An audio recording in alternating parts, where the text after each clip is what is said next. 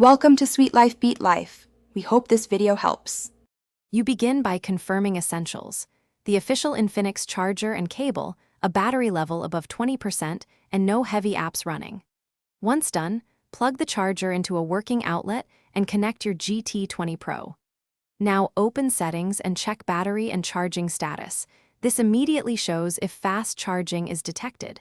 Make sure airplane mode is off and background sync is paused. These steps clear common blocks, so fast charging can engage once you proceed to system-level checks.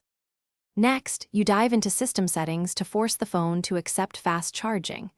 Go to Battery, right arrow Charging, and look for the fast charge indicator. If missing, update Android and Infinix system patches first. Once updated, reboot the phone and return to charging options, disabling battery saver and app background limits that throttle power draw. If you use a third-party charger, swap to the original. These steps ensure software or power management rules won't prevent the high current handshake between charger and phone. To finish, reconnect the official charger and watch the lock screen or status bar for the fast charge icon. You'll feel the phone warm slightly, that's normal.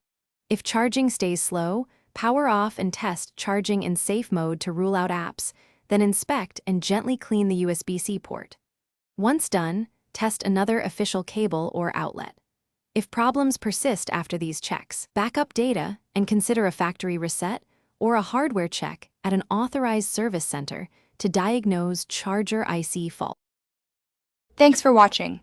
Consider subscribing if we helped you.